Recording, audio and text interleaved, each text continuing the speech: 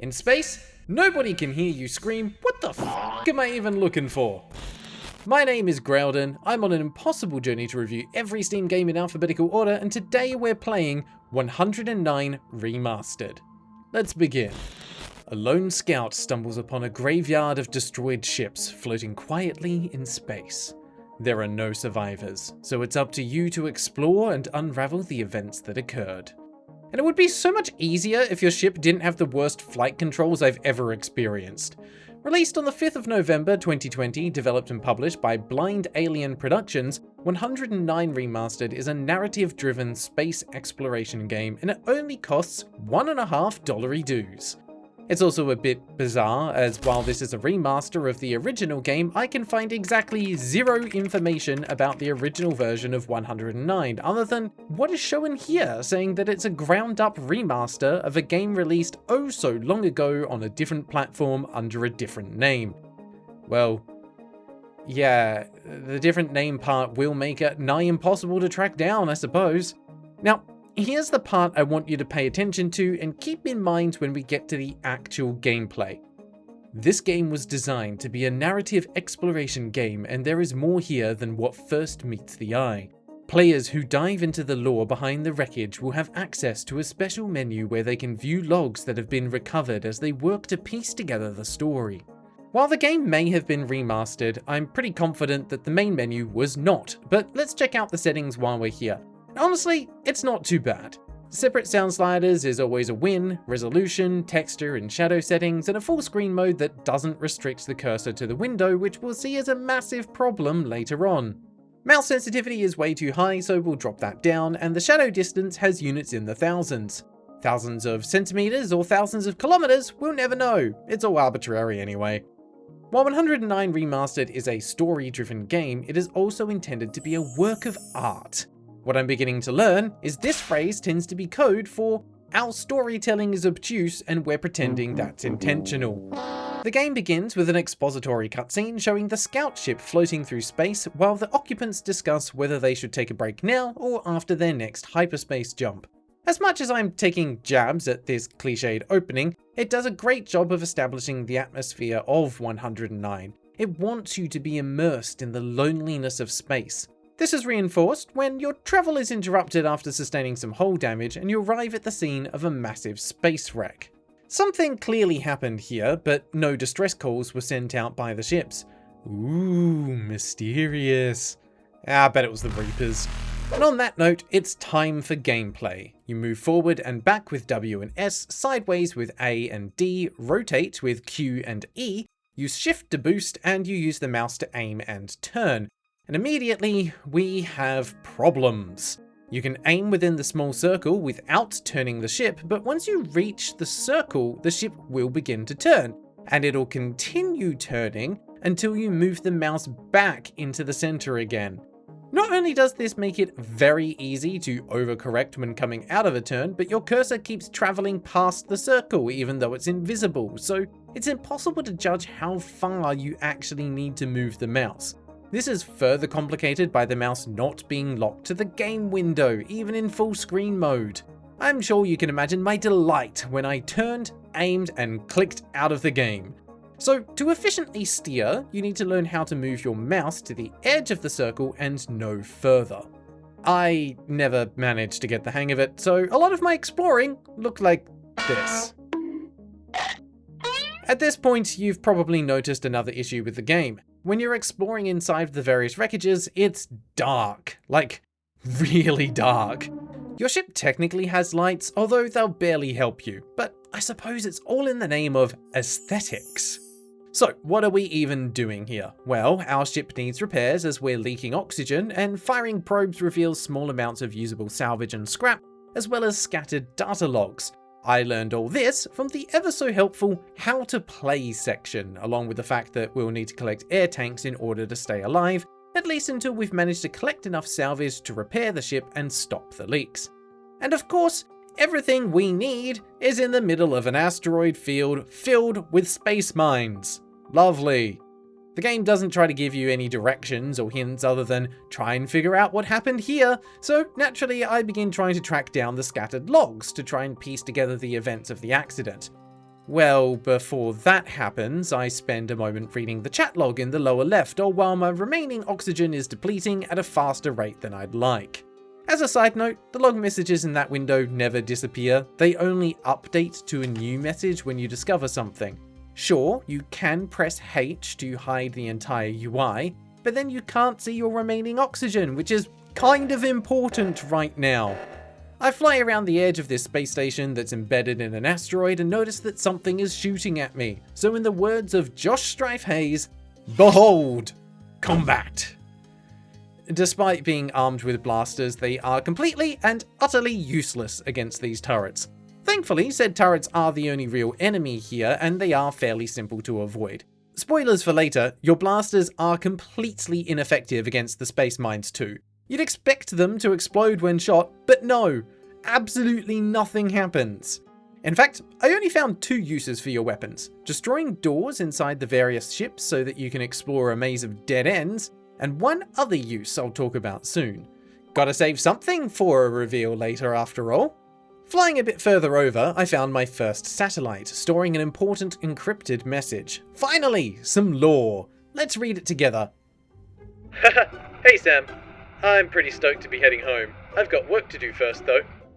Are you seriously telling me that the super secret encrypted messages that are meant to help me unravel this mystery are going to be nothing more than the banal chatter between workmates? What is this? An intergalactic Slack group? Other important and memorable messages include, Okay, I've got work to do anyways. I'll hit you up later, man. Maybe we can go for a couple of brews before I jump on the slow boat back home. and No worries, we'll catch up when I get back. and who could forget this classic? I'm on Mariner Station now. There are bodies everywhere.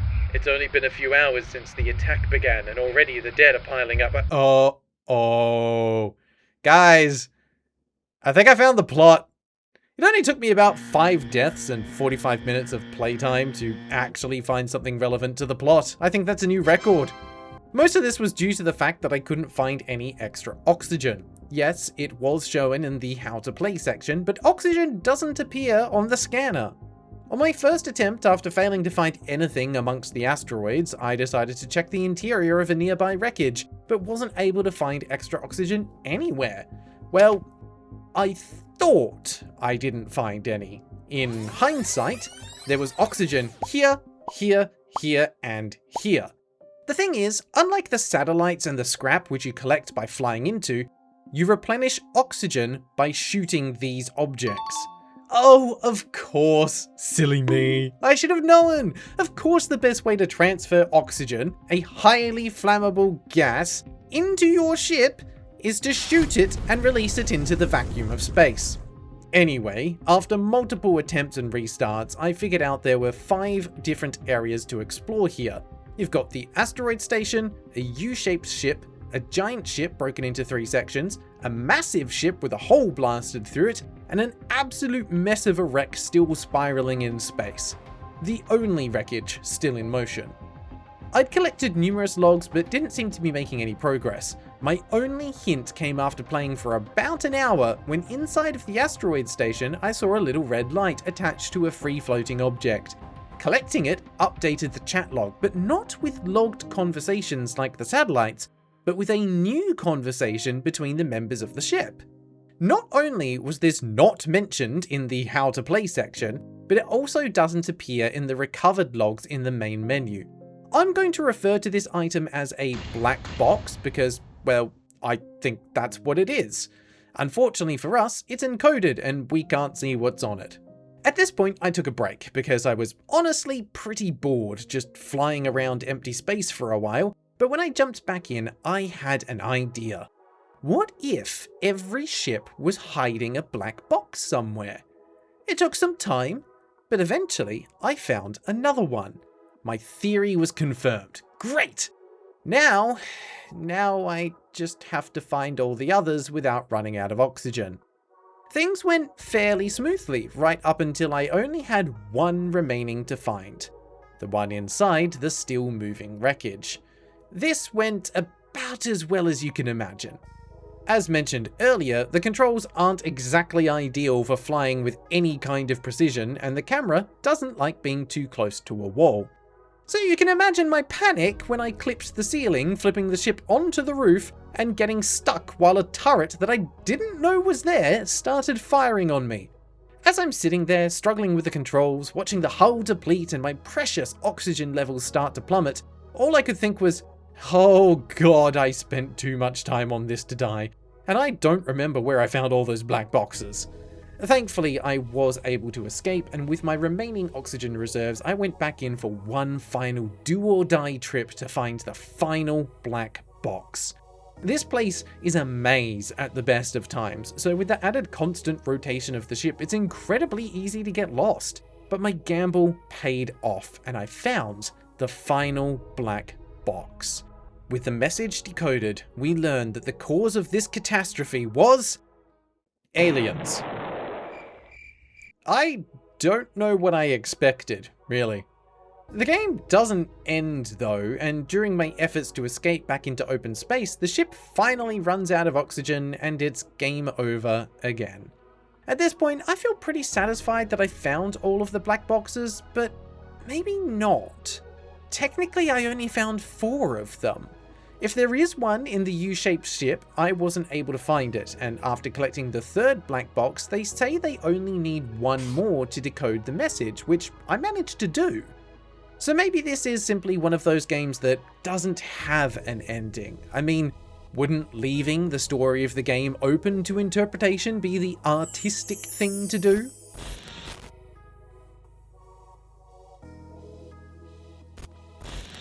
Playing 109 Remastered feels like driving on a straight road through the desert, admiring the occasional cactus or tumbleweed, and being surprised when the radio comes on for a moment because you found a patch of reception. That is to say, it's not a particularly engaging experience and feels like the gaming equivalent of a regular 9-to-5 day at the office, but your laptop was designed for an alien. I don't know what was changed in this game to warrant the title of Remastered, but it makes me exceedingly concerned about what on earth the original game was like. I certainly hope it wasn't the controls, as I'm struggling to envision a worse control scheme than what was implemented here. When the game informed me about the hazards of space mines, I wasn't expecting the greatest threat in the game to be walls, but I also wasn't particularly surprised when I was wrong.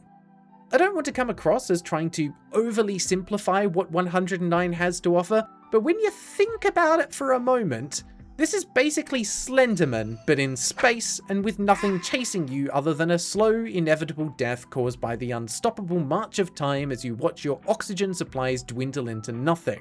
In all fairness, I think there's a sliver of an interesting idea here, but it's drowned out by the vast boringness of space, muddy textures, repetitive, immersion-breaking music, unclear directions, terrible writing, and an overly inflated sense of what makes a game art. Say what you will about me being harsh, but the bigger your claims are about your game, the more freedom you give me as a reviewer to critique your work. And when you write things like, players who dive into the lore behind the wreckage will have access to a special menu where they can view logs that have been recovered as they work to piece together the story, I'm going to judge you harshly when this turns out to be nothing more than a list of log entries in a scrollable menu. That's not special, that's mind-numbingly basic. To attempt to give some constructive criticism, here's a list of things I'd recommend changing that would reduce friction points for players and increase engagement. Firstly, the controls need a total overhaul.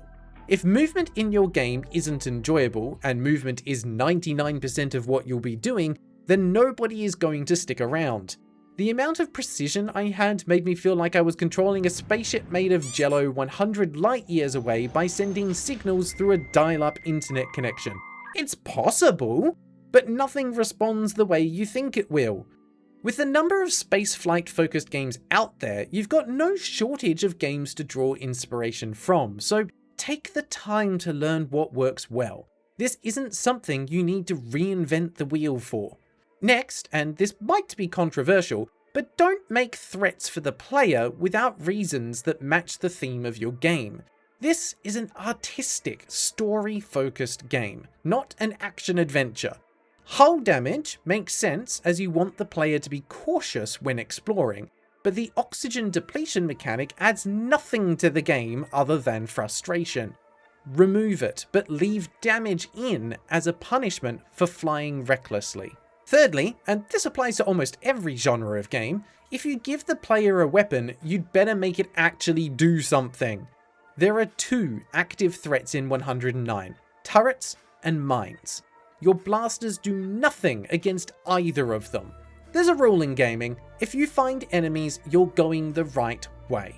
Use turrets, drones, droids, robots, whatever fits your world as a way to lead the player towards certain locations, or as a navigation tool, as dead enemies means you've already explored that area.